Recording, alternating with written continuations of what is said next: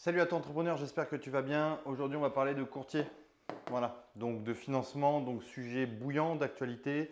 Je te refais pas un topo, il y a des vidéos là-dessus sur ma chaîne et sur la chaîne du club qui parlent un petit peu des nouvelles conditions bancaires, du Haut Conseil de stabilité financière, donc les 33-35%, passage de 33 à 35, l'augmentation de la durée des obtentions de crédit.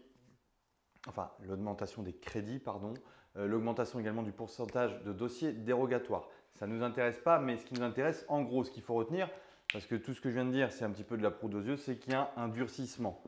Durcissement bancaire. Pourquoi? Parce que les taux d'intérêt sont très bas. Sur l'année dernière, on est sur 20% de refus, alors qu'en général, on est à 5%. Donc, c'est 4 fois plus. Donc, c'était un petit peu le moment de parler du courtier, qui est un métier assez décrié.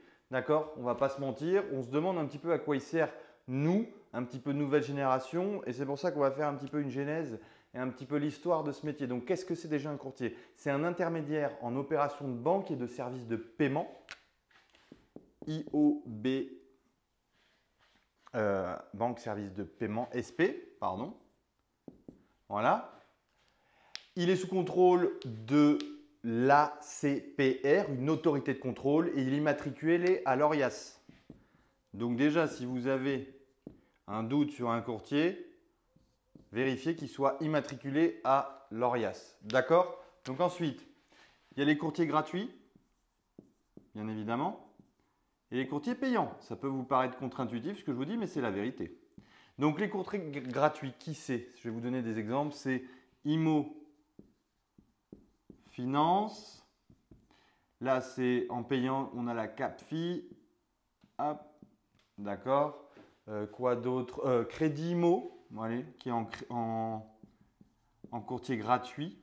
Crédit Imo, alors je ne sais pas si on me lit bien, mais bon, il n'y aura qu'à écouter, entre guillemets. Et meilleur taux, bien sûr, sur le payant. Meilleur taux. Voilà. Donc déjà, je pense que certains découvrent qu'il y a des courtiers gratuits et payants, mais que c'est un petit peu une ineptie de parler de gratuit et payant parce que forcément, bon, ils sont payés. Donc la grande différence, c'est que le courtier gratuit, il va se rémunérer et se faire rémunérer par la banque, 1% du montant emprunté, plafonné en général entre 2 et 3 000 euros. D'accord? Et le courtier payant, lui, il va à la fois se faire rémunérer par la banque et sur le client. Pareil, donc même chose au niveau de la banque, mais sur le client, il va être entre à peu près aussi à 1% plafonné à 1 000 euros. D'accord?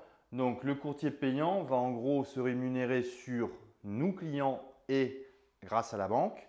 Le gratuit, c'est pour ça qu'on appelle ça gratuit, mais ce n'est pas le bon terme. Le gratuit, bien évidemment, qui va se faire payer, mais lui, essentiellement, exclusivement même par la banque. D'accord. Donc, faut-il prendre un courtier? C'était un petit peu pour faire le topo.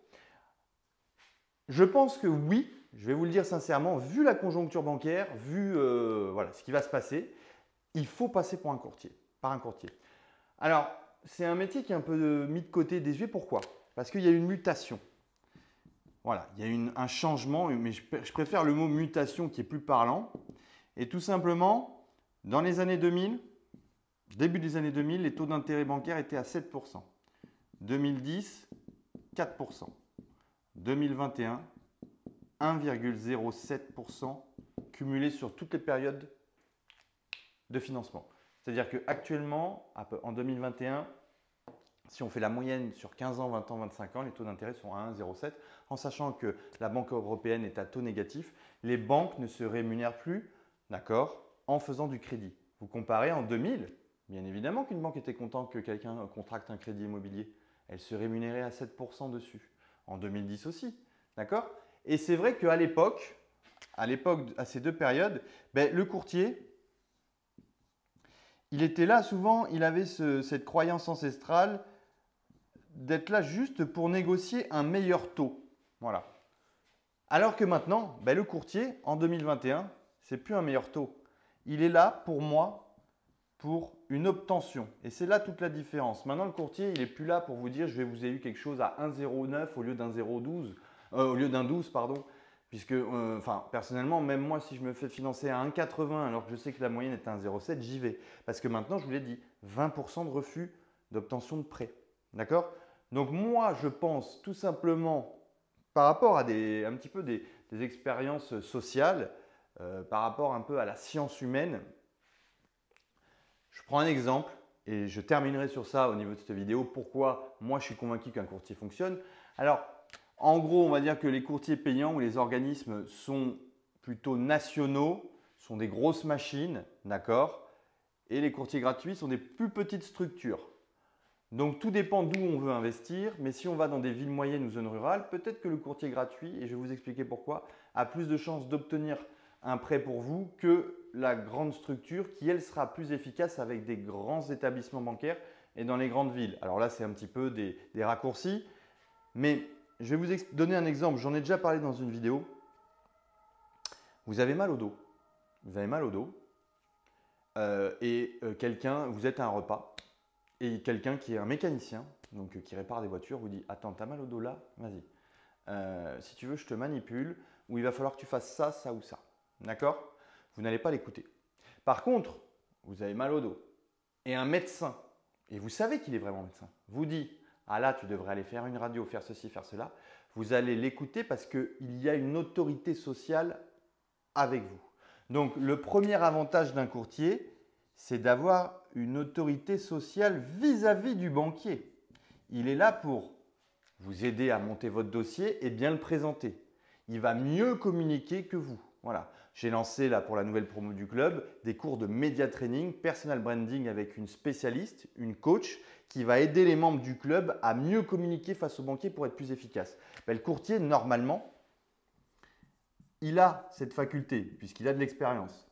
Donc, il a une autorité sociale qui fera que le banquier l'écoutera mieux. À projet égal, en général, il prendra plutôt le dossier amené par un courtier qu'amené par quelqu'un de lambda. Et le deuxième point, et ça malheureusement, dans tous les domaines, ça se retrouve, c'est le réseau.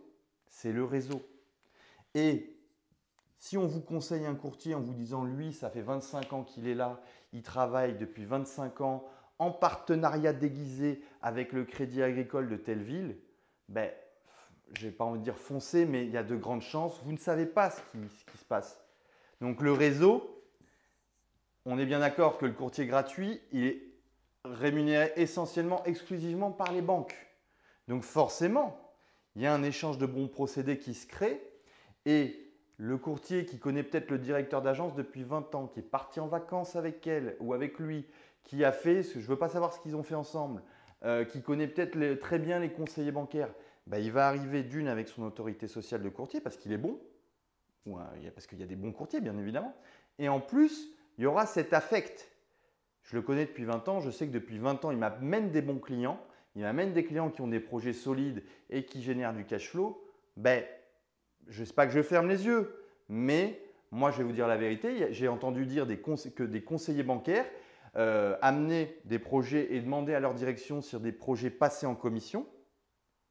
Non, pardon. Des conseillers bancaires qui, pour eux, des dossiers ne passaient pas en commission et leur directeur d'agence leur répondait « Qui te l'a amené? C'est tel courtier, tu le fais passer. » Parce que, ben, des fois, il faut savoir envoyer l'ascenseur. C'est triste, mais c'est comme ça. Dans le médical, c'est comme ça. C'est partout comme ça. Le réseau et le copinage. Donc pour moi, si on débute, si on n'a pas un réseau établi et un très bon conseiller bancaire qui nous suit, de nos jours, oui, il faut passer pour un courtier pour optimiser ses chances d'obtenir un crédit immobilier. Allez, affaire à suivre.